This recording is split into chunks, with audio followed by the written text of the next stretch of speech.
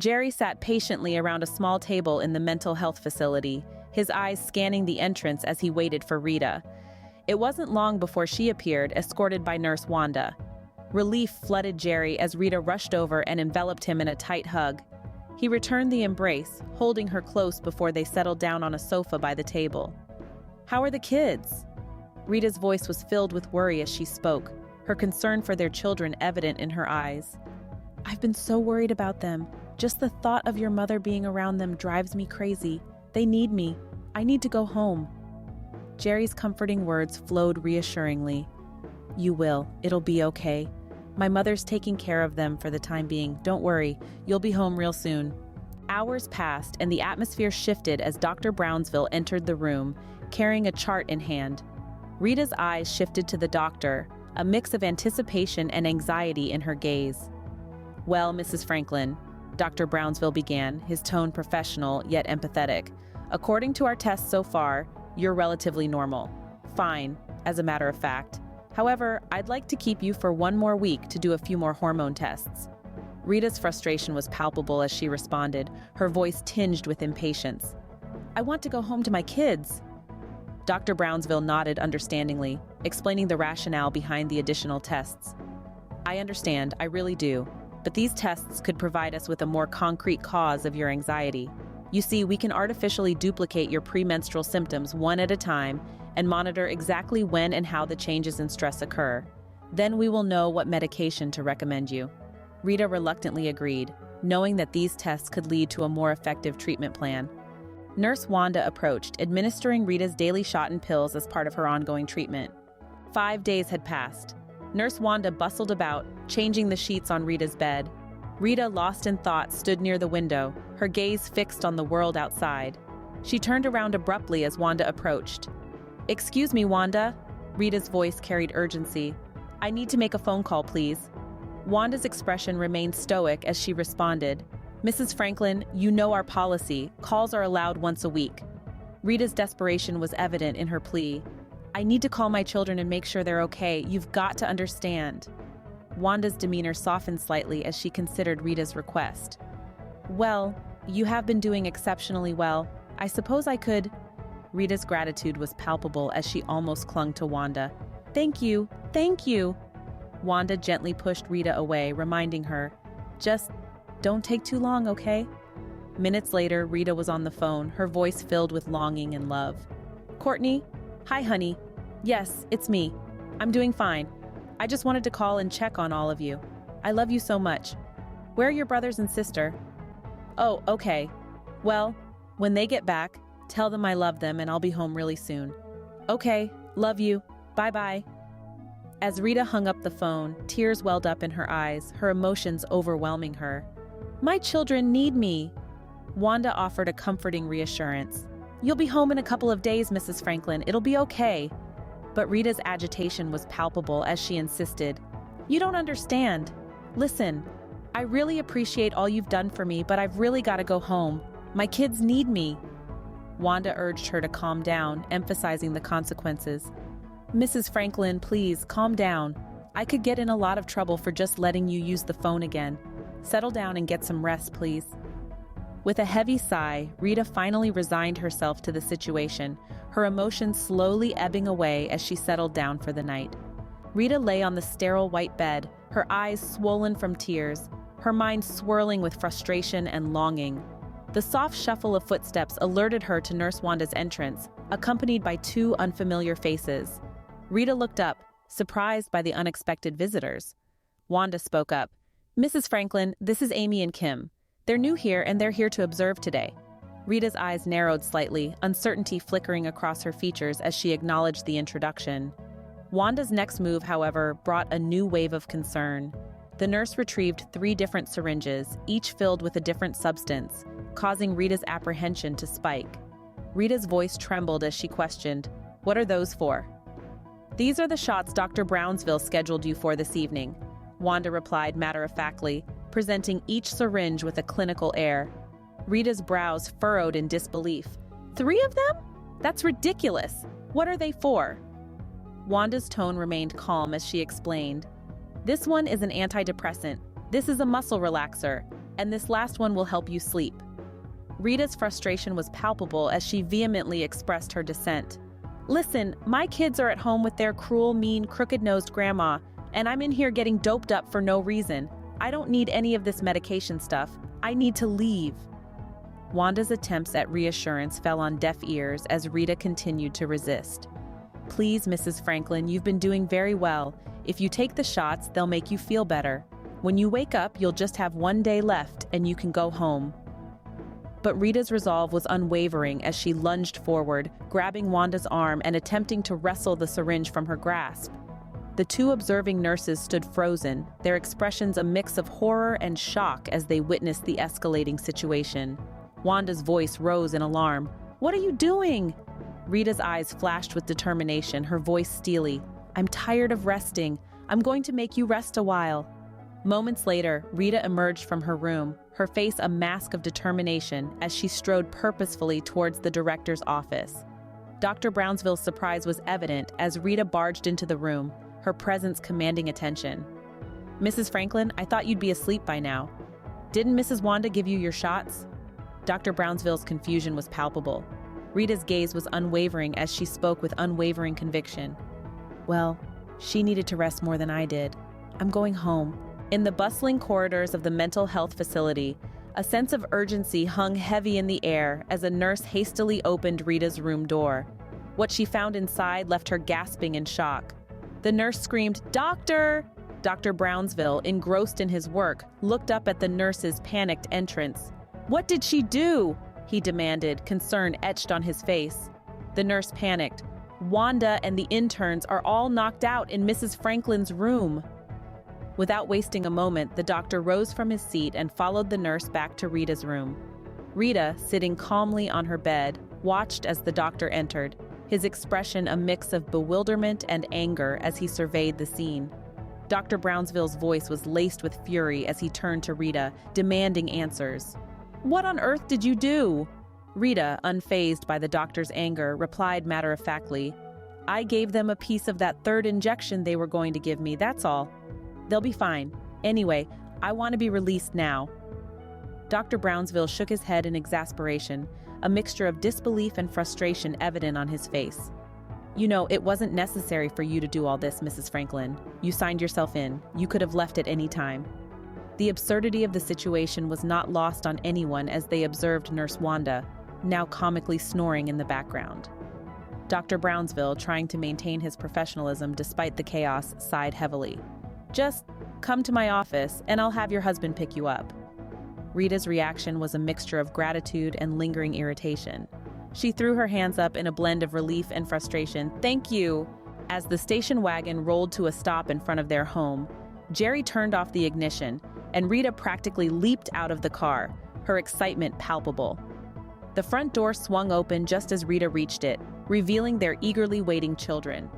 Amy and Remy rushed forward, their faces lighting up with joy. "I missed you so much," Rita exclaimed, her arms opening wide as she embraced her children tightly. "We missed you too, Mommy," Amy chimed in, her eyes sparkling with happiness. Remy, looking up at his father with a hopeful expression, asked, "Dad, since Mom's home, is our family crisis over?" Jerry scooped Remy up with a cheerful grin.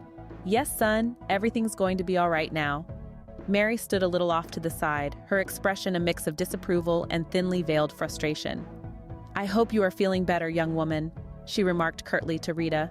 "Never better, Mother Franklin," Rita replied, her voice filled with genuine happiness despite Mary's less than warm welcome. Mary let out a sigh, her tone nearly offended. "Well, I don't suppose you'll be needing my generous help anymore, so I'll be leaving tomorrow." Rita's eyes sparkled with glee, but she quickly composed herself. "I appreciate you taking care of the kids while I was gone. I really do," she said, trying to extend an olive branch despite Mary's attitude. Mary scoffed, her disapproval evident.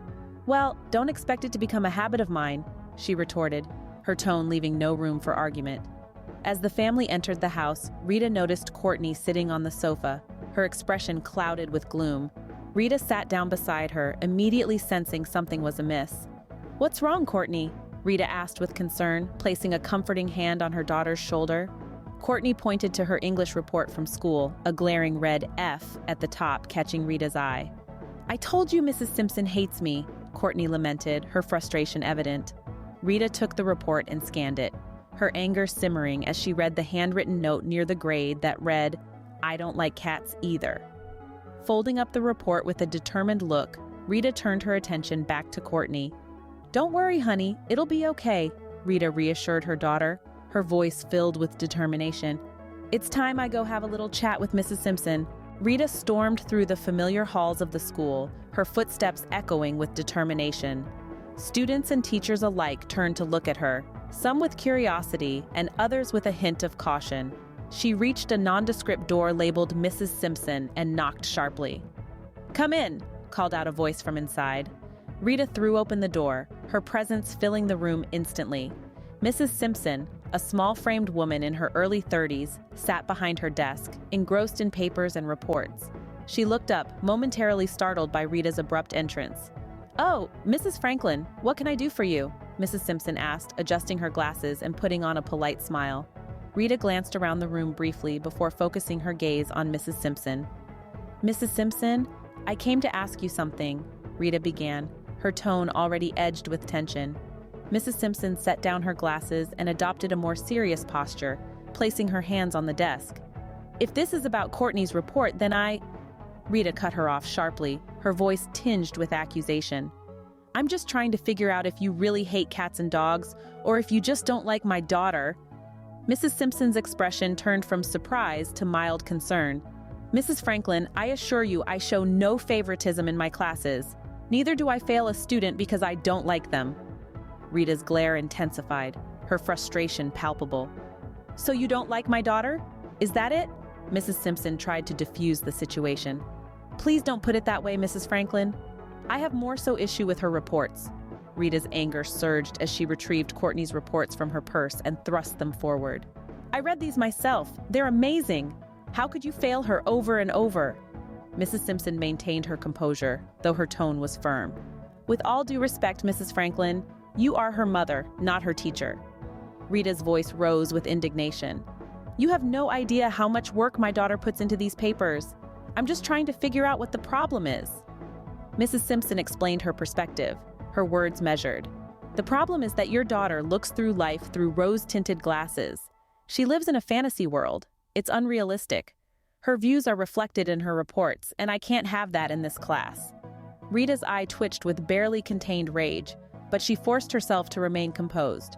She walked over to a nearby window and slid it open, allowing a gust of fresh air into the room. "Please don't do that, Mrs. Franklin. I have allergies," Mrs. Simpson requested politely, her voice slightly strained. Rita turned to face her, her expression a mix of suspicion and determination.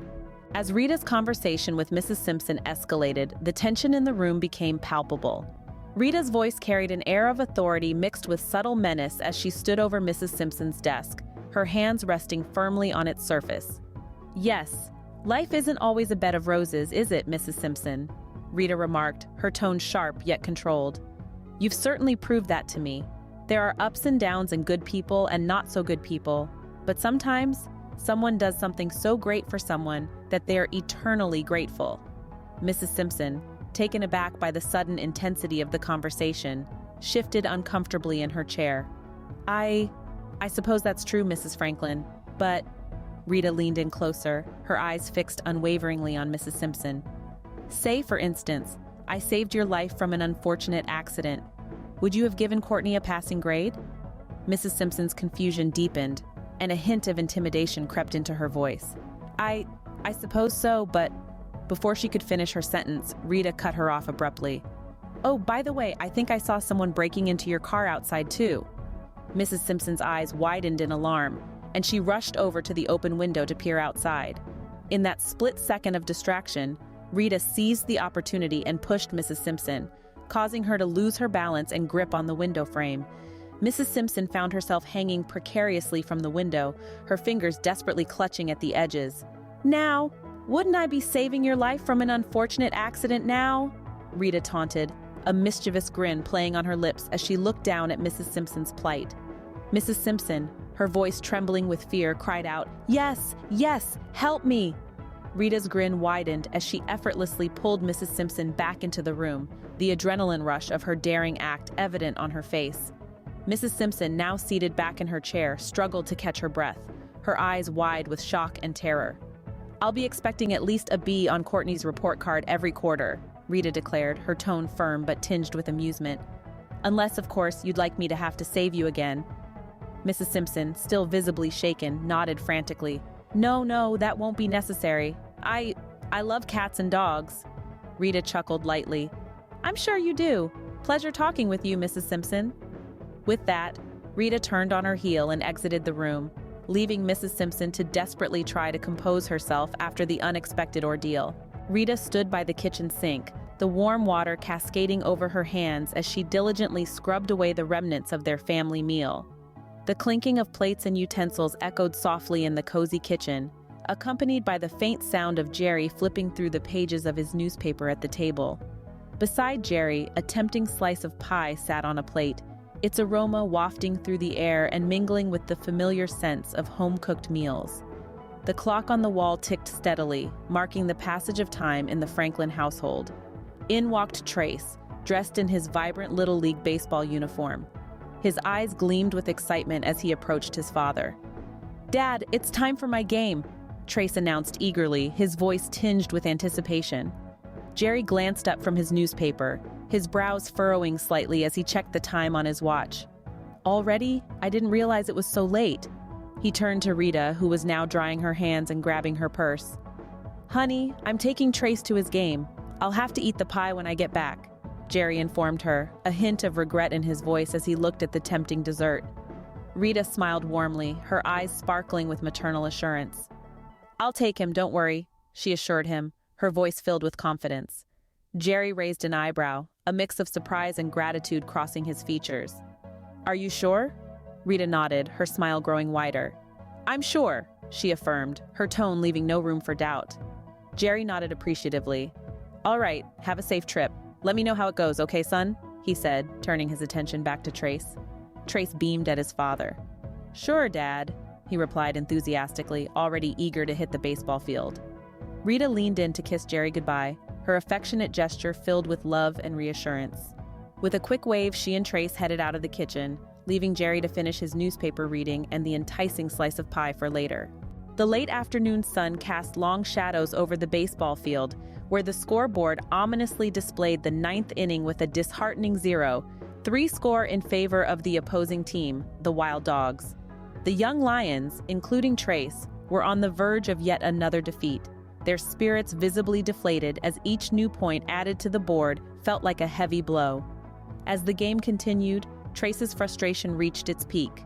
With a dejected sigh, he flung his cap to the ground in front of the team's bench, a silent expression of his disappointment and discouragement. Watching from the viewing platform, Rita couldn't bear to see her son and his teammates suffer defeat after defeat. Determined to address the situation, she made her way down from the stands, her eyes fixed on the plump figure of the team's coach, a man with a perpetually grimacing face that mirrored the team's lackluster performance. Excusing herself as she approached, Rita couldn't hide the frustration in her voice as she addressed the coach. "Excuse me? Hi, quick question. How is it our team never wins? Who hired you to be their coach anyway?" Her tone was a mix of irritation and genuine concern for the team's morale. The coach, taken aback by Rita's directness and criticism, bristled at her words. "The school did, of course, Mrs. Franklin," he replied defensively. "It's not my fault the boys can't play." Rita's gaze hardened as she fixed him with a pointed look. "There's an old saying that reminds me of this situation," she began, her voice laced with a subtle hint of sarcasm. "Those who can, do. Those who can't teach." She paused, letting her words sink in before delivering the final blow. "It looks to me you can't do either." The coach's face reddened with offense and frustration at Rita's sharp retort. "Well, you think you can do better?" he shot back, his tone challenging. A mischievous smile played on Rita's lips as she met the coach's gaze head-on. "Don't mind if I do." Rita's attention shifted to Jim, one of the boys about to step up to bat. She walked up to him, her voice filled with determination. "Hey, Jim." Jim turned to her, his expression curious. "Yes, Mrs. Franklin?" Rita leaned in, a mischievous glint in her eyes. "You see that boy who's about to pitch?" Well, he said your mother is as wide as a camel in the Sahara Desert. How about you knock that ball so hard he won't be able to see straight? Jim's face flushed with a mixture of determination and indignation. Yes, ma'am, he replied firmly. As the pitcher wound up for the throw, Jim focused intently, his grip on the bat tightening. The ball hurtled towards him, and with a powerful swing, Jim made solid contact, sending the ball soaring into the outfield.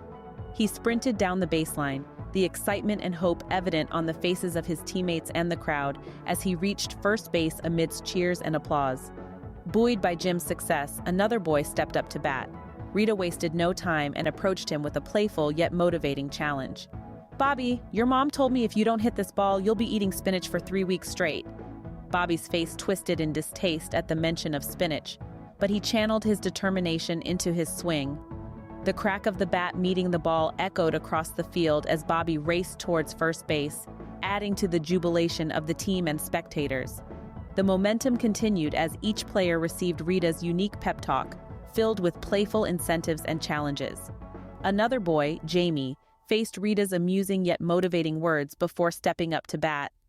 Despite the initial shock, Jamie swung with determination, making it safely to first base amid cheers and encouragement. Finally, it was Trace's turn. Rita walked over to her son, her voice filled with a mix of encouragement and humor. Trace, it's all up to you. If you don't hit that ball, I'm going to come over and kiss you in front of all those girls over there. Trace glanced towards the cheering section and saw a group of cheerleaders looking at him expectantly. Feeling the weight of the game on his shoulders, he took a deep breath and focused on the pitcher. The pitcher wound up and sent a fast pitch hurtling towards Trace. With determination blazing in his eyes, Trace swung the bat with all his might. The crack of the bat meeting the ball resonated through the air as the baseball soared into the outfield. The first 3 boys on base raced towards home plate, their excitement palpable. Trace sprinted down the baseline, his heart pounding with anticipation. He reached home plate just in time, sliding in with a burst of energy.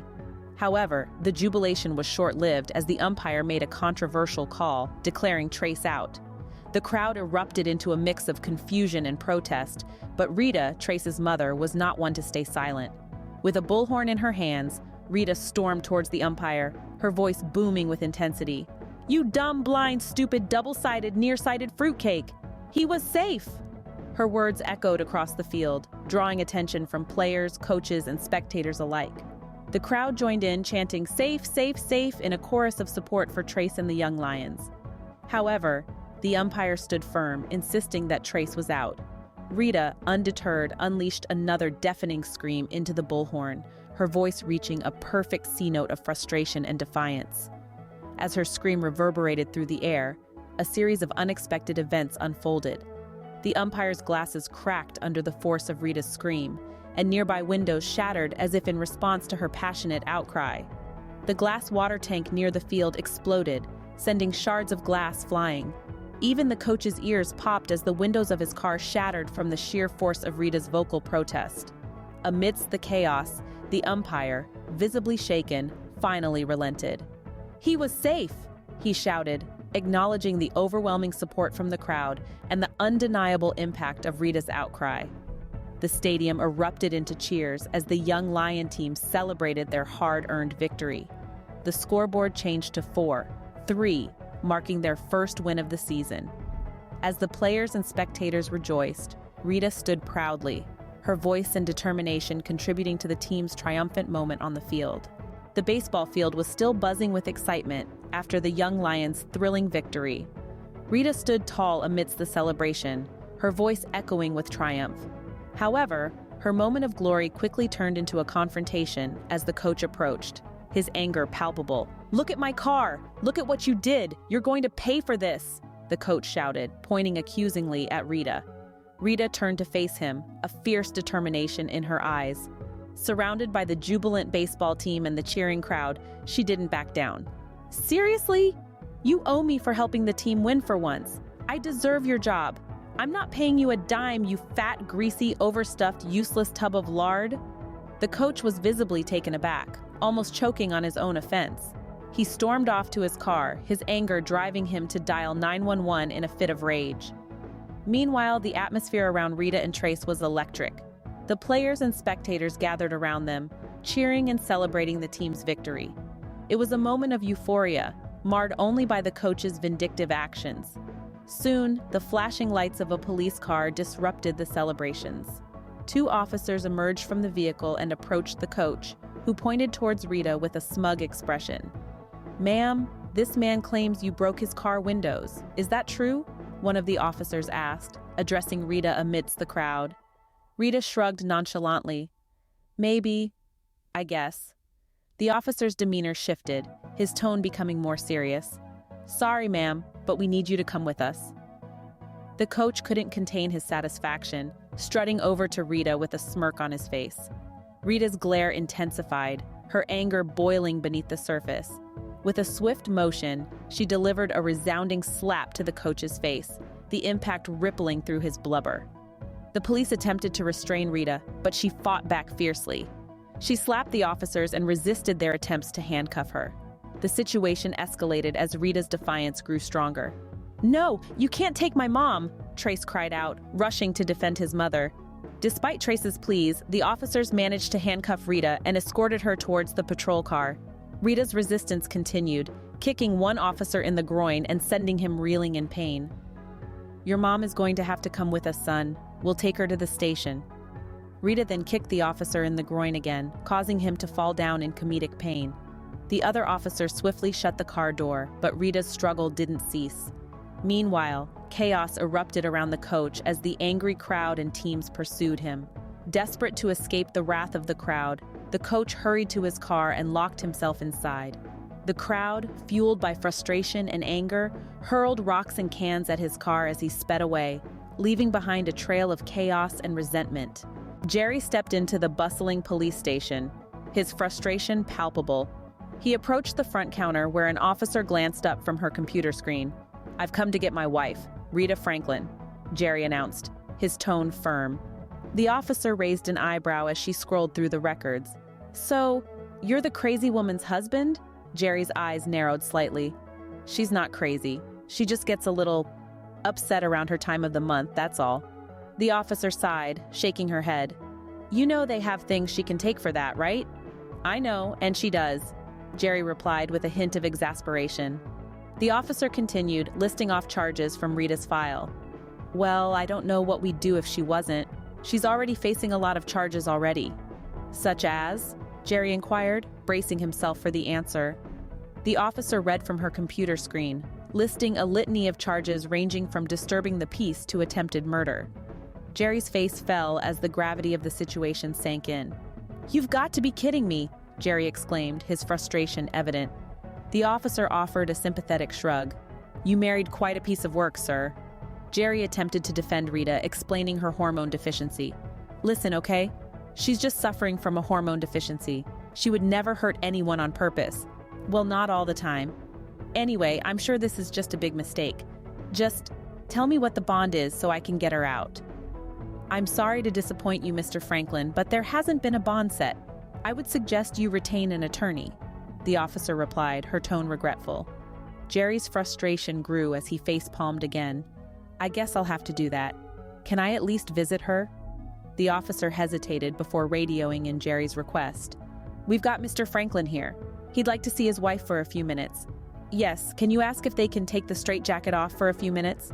Jerry's eyes widened in shock. "Straitjacket?" The officer explained the situation further. "Sir, she was a danger to herself and everyone around her. It took 5 officers to fully restrain her until the doctors could sedate her. She should be all right and safe, in theory. Go through that door and take a right. They're bringing her in now." Jerry sighed heavily, realizing the gravity of Rita's actions. He shook his head, a mix of concern and frustration clouding his thoughts, as he walked through the designated door toward Rita's holding area. Rita's heart sank as she sat in the stark visiting room, surrounded by cold metal and accompanied by the watchful eyes of 2 female officers. Her usual vibrant demeanor was replaced by disheveled hair and a white jail jumpsuit that seemed to mock her situation. Across the thick glass partition, Jerry entered, his expression a mixture of concern and determination. "Hi, honey." Jerry's voice was soft as he picked up the phone on his side of the glass. Rita's eyes lit up at the sight of Jerry. Jerry, get me out of here. Her voice trembled with urgency. I will. Tell me what happened. Trace came home crying, and the officer out front showed me a list of charges that's a mile long and counting. Jerry's voice was filled with worry. Rita leaned forward, her voice tinged with frustration and confusion. I don't know what happened. I was at Trace's game, and the coach was doing such an awful job. I took over and our team won. And then, when we were celebrating, the police came and arrested me here and put me in a straitjacket and gave me a shot, and I want to go home. Jerry's reassurance was swift. Honey, everything's going to be okay.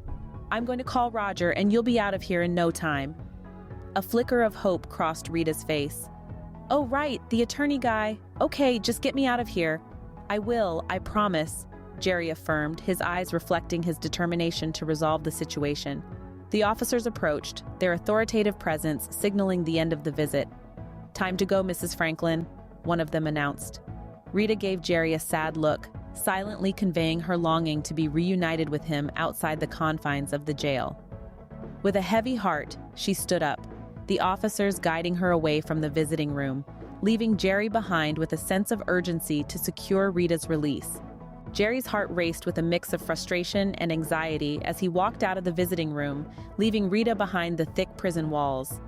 His eyes scanned the bustling police station until they landed on Roger, an older attorney in a distinguished gray suit, engaged in a conversation with the police sergeant at the front desk. Without hesitation, Jerry hastened over to him. Roger! Jerry's voice was a mix of relief and urgency. Seeing Jerry approach, Roger turned towards him, extending his hand in a reassuring gesture. Jerry, calm down. I saw what happened to Rita on the news and I came as soon as I could. Jerry's shock was palpable. The news? What? Roger's expression turned serious as he filled Jerry in on the situation. Yeah, it's all over the news. Everyone who was at the ball game is protesting Rita's arrest. She's facing a lot of charges, you know, and Jerry couldn't contain his frustration, cutting in mid-sentence. I know! They're crazy. Rita would never try to kill anyone. Stepping away from the front desk, Roger led Jerry towards the exit of the police station, the weight of the situation evident in his demeanor. I know that. You know that. But some people are harder to convince. As they walked, Jerry's worry was palpable. So, what about getting her out of here? Roger's tone was measured as he explained the complexities of the legal process. Well, that's the issue. The chief judge is out of town for the weekend, but we may be able to use the media outrage to our advantage. Get him back early. Jerry's brows furrowed with concern. You really think all this attention is necessary? Roger offered a small shrug, acknowledging the uncertainty of the situation. Well, good, bad, or ugly, everyone seems to be rallying for her. It can't hurt to have public opinion on our side. As Jerry and Roger emerged from the police station, they were met with a swelling crowd of protesters, all fervently advocating for Rita's release.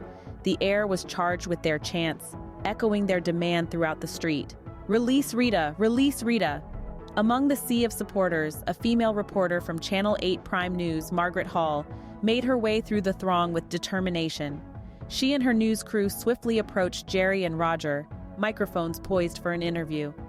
Mr. Franklin, Margaret exclaimed, her voice amplified by the microphone. Could you tell us exactly why your wife was arrested? We've heard reports that after she helped the young Lions win their first game, their coach had Mrs. Franklin arrested out of jealousy. Is that true? Jerry, caught off guard by the sudden media attention, stumbled over his words. At this time, all I know is my son came home in tears after winning his first game. I heard that the coach had my wife arrested, and I'm trying to get her released. Margaret turned to Roger, her eyes focused and determined. Are you the Franklin's attorney, sir? Roger, with a calm and composed demeanor, nodded in affirmation. I am, yes. The reporter delved into the heart of the matter. We understand that the police department has a long list of charges against Mrs. Franklin. What will be your first steps in this case? Roger's tone was firm as he addressed the absurdity of the charges. Well, I'd first like to say these charges are absolutely absurd. I've known the Franklin family for some time now, and they are the finest family in the community, in my most humble opinion. Before Roger could continue, another reporter interjected with a pressing question. Sir, has there been a bond set for Mrs. Franklin? Roger's expression shifted slightly, reflecting the challenges ahead. Unfortunately, Judge Caldwell is out of town at this time. However, I would like to make an open request over the air. Should anyone have direct contact with the Honorable Judge, please inform him of this situation. We would love to have Mrs. Franklin freed as soon as possible. Now, if you'll all excuse me." With that, Roger and Jerry navigated their way through the persistent crowds, the resounding chants of release Rita," echoing in their wake. The living room was filled with the soft glow of the television screen, casting a warm ambiance as the kids sat engrossed in the news. Trace was the first to notice as Jerry and Roger entered the room. With a burst of excitement, Trace jumped up and rushed to greet his father, the worry evident in his voice. "Dad, is Mom okay?" Trace's words tumbled out in a rush, his eyes searching Jerry's face for reassurance. Jerry offered a comforting smile to his son, a mixture of weariness and concern in his eyes. "She's all right, son." Amy, the younger daughter, joined in, her voice laced with concern. "Where's Mommy? She didn't come with you?" Jerry's expression softened as he addressed Amy's question. "No, honey, I'm sorry."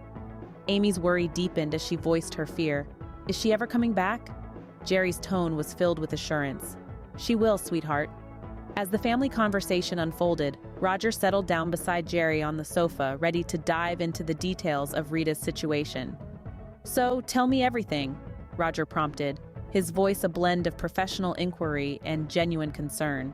Jerry took a deep breath, gathering his thoughts before delving into the challenging circumstances they were facing. "Well, I have a few thoughts. We've been going through a bit of a family crisis the past few months with Rita." Roger, always focused on the legal aspects, interjected with a direct question. "If it's relevant to the case, I need to know." Just then, the tumultuous clatter of footsteps echoed down the stairs as Mary made her grand entrance into the conversation, her agitation palpable. "I'll give you a summary," Mary declared, her voice edged with frustration. "That Rita is crazy as a loon." Jerry's response was immediate, defending Rita against his mother's accusations. "She is not crazy, Mother," Mary persisted in her assertions, adamant in her perspective. "She sure is. Why don't you just tell the man the truth? She just got out of the loony bin recently." Roger's attention was piqued by Mary's revelation. "So, Rita was in a psychiatric hospital recently?" Jerry, feeling the need for privacy in discussing such sensitive matters, suggested moving the conversation to the kitchen. Roger nodded in agreement, acknowledging the need for discretion. In the kitchen, seated around the table, Jerry revealed the recent struggles Rita had been facing, his voice carrying a mix of concern and exhaustion. "Rita has been suffering from severe PMS symptoms for about 3 months now," Jerry disclosed, his tone heavy with the weight of the situation. "A few weeks ago, she went in for a few tests and she had a severe hormone imbalance. The doctor gave her some prescriptions and she was doing fine. Until this, I guess." Roger listened intently, contemplating Jerry's words before a sudden realization lit up his face. "You know what? I think we have our defense," Roger declared with a hint of optimism.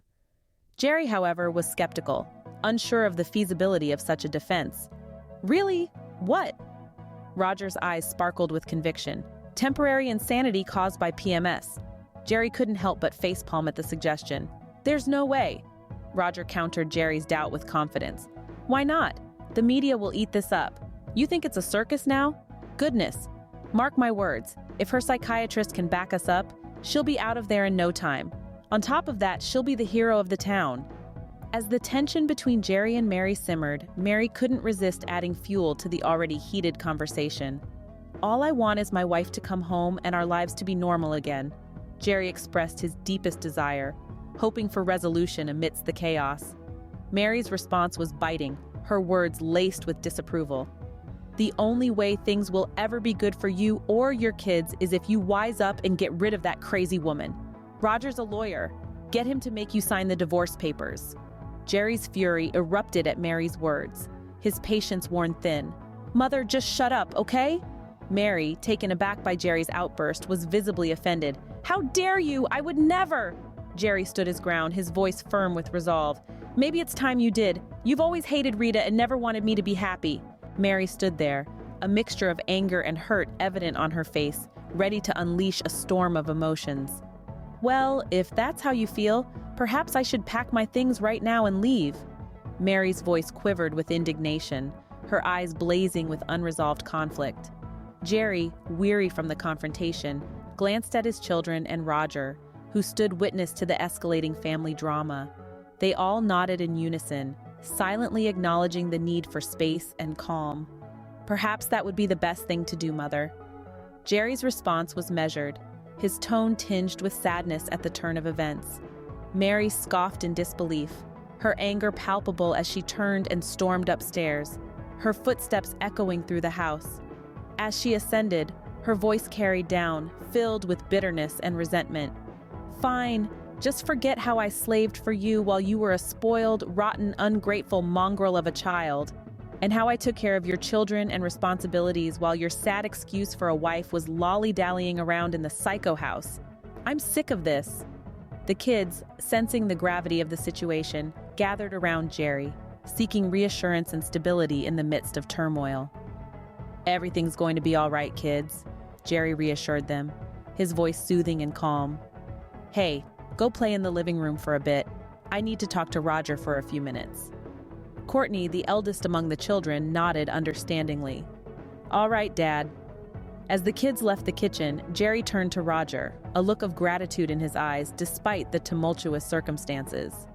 "Sorry you had to be here for that," Jerry apologized, his tone sincere. Roger offered a reassuring smile. "It's all right, these things happen in families." Curiosity tinged Roger's voice as he ventured into the personal territory. "Does she come over often? Your mom?" Jerry nodded, a hint of weariness in his expression. "Every single month?" Understanding dawned on Roger's face as he empathized with Jerry's situation. "No wonder, I know it's none of my business, but—" Jerry encouraged Roger to speak his mind, appreciating the outside perspective. "Go ahead, say whatever you have to say." Roger's suggestion was thoughtful, aimed at finding a solution to the recurring conflicts. "After all this blows over, why don't you arrange a guest house for her to visit? Not this often, maybe once or twice a year." Jerry contemplated Roger's suggestion, recognizing the value in creating boundaries while maintaining familial ties. "Thanks, I'll think about that." Mary stomped down the stairs carrying her multitude of suitcases. She angrily stormed out, slamming the front door. The kids, curious and slightly relieved, peered out the window to catch a glimpse of their grandmother driving away.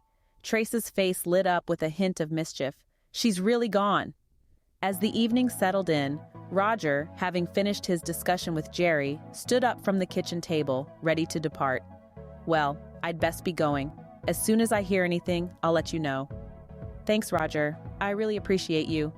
Jerry's gratitude was evident in his tone, acknowledging the support amidst the chaos. Roger, ever the professional, nodded with a reassuring smile. "No problem.